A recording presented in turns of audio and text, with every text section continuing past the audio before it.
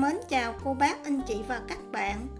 Hôm nay Hana xin chia sẻ với cô bác, anh chị và các bạn cách làm bánh lọt lá dứa.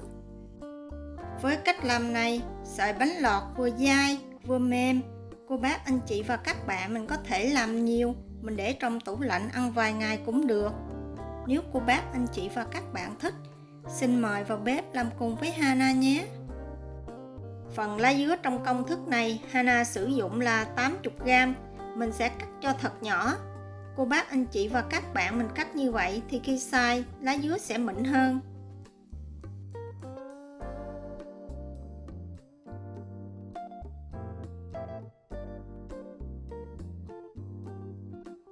Lá dứa sau khi cắt nhỏ thì mình sẽ cho 1/2 vào máy xay sinh tố.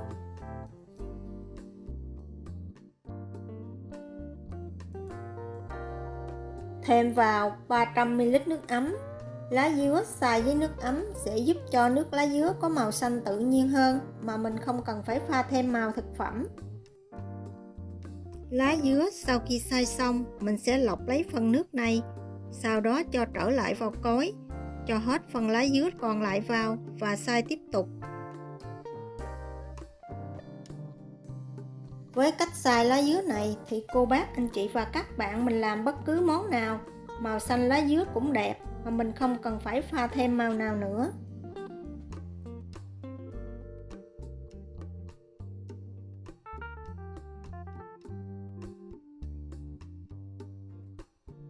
Phần bột, Hana sử dụng tinh bột đậu xanh của Thái.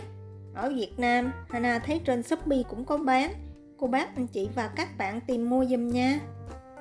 Mình sẽ lấy 63g tinh bột đậu xanh, thêm vào 8g bột năng, 8g bột gạo,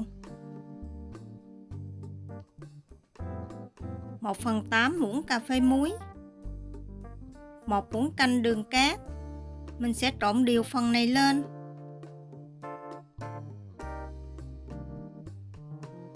Phần nước lá dứa mình sử dụng là 250ml.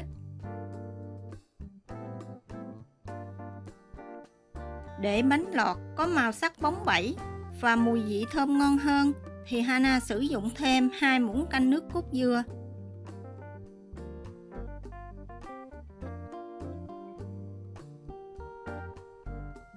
Mình sẽ trộn đều hỗn hợp này lên và lọc qua rây cho thật là mịn.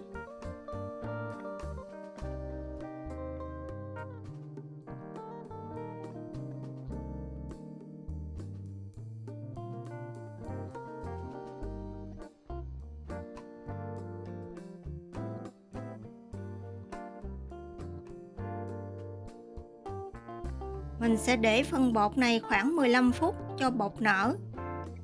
Sau 15 phút thì mình sẽ đun sôi 250ml nước.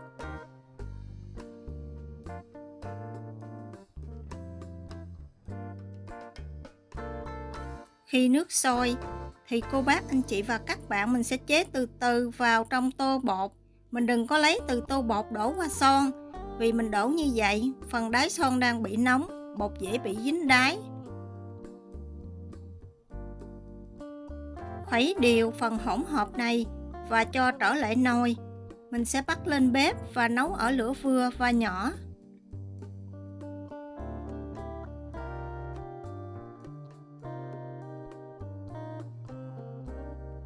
Mình sẽ khuấy liên tục như vậy cho tới khi hỗn hợp sệt lại thì mình khuấy thêm khoảng 5 phút nữa.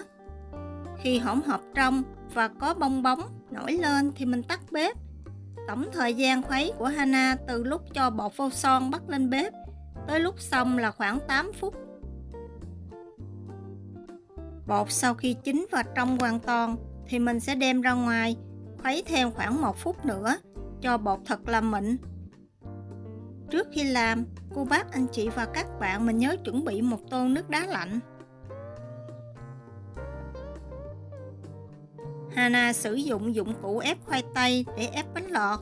Nếu cô bác, anh chị và các bạn không có, mình có thể sử dụng rổ hoặc mình cho vào bịch ni lông, mình bóp từ từ xuống cũng được.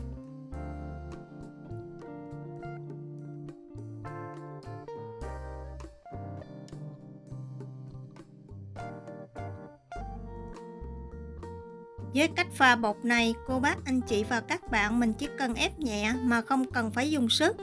Mình cứ tiếp tục ép như vậy cho tới khi hết phần bột.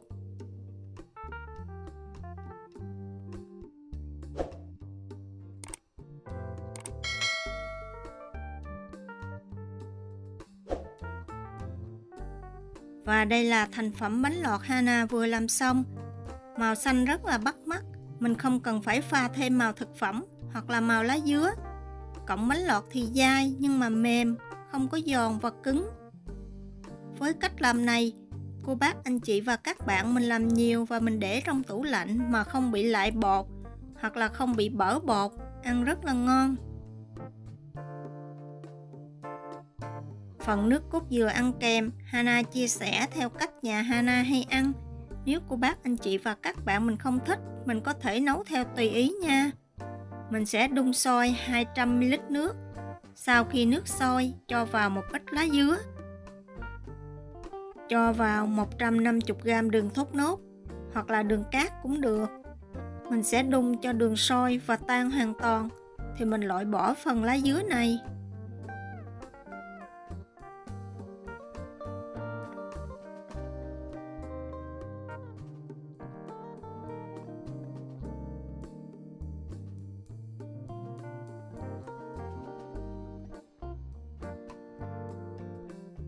Thêm vào 30g gừng cắt lát hoặc là gừng cắt sợi.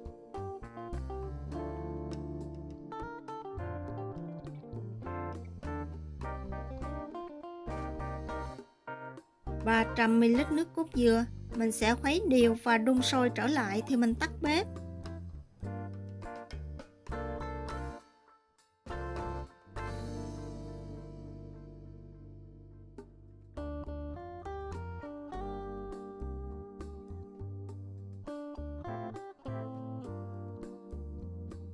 Vậy là Hana vừa cùng cô bác, anh chị và các bạn chuẩn bị xong món bánh lọt thơm ngon cho gia đình của mình vào dịp cuối tuần. Ăn kèm với bánh lọt còn có hạt lựu. Hạt lựu này Hana làm từ bột năng rất là mềm và dẻo, để lâu không bị cứng. Hana sẽ chia sẻ phần làm hạt lựu này ở clip tiếp theo. Cô bác, anh chị và các bạn nhớ xem nha. Múc bánh lọt ra chén, thêm một ít hạt lựu, chan một ít nước cốt dừa có gừng lên trên. Vậy là mình đã có một chén bánh lọt thơm ngon. Sợi bánh lọt thì dai dai, mềm mềm. Phần hạt lựu thì mềm dẻo, nước cốt dừa thì béo béo, mùi gừng thơm ngon. Hy vọng cô bác, anh chị và các bạn sẽ thích những gì Hana chia sẻ. Nếu thích, nhớ đăng ký ủng hộ Hana nhé. Hana cảm ơn cô bác, anh chị và các bạn rất nhiều. Hana kính chúc cô bác, anh chị và các bạn nhiều sức khỏe, nhiều niềm vui và nhiều hạnh phúc. Hana xin chào tạm biệt và hẹn gặp lại lần sau.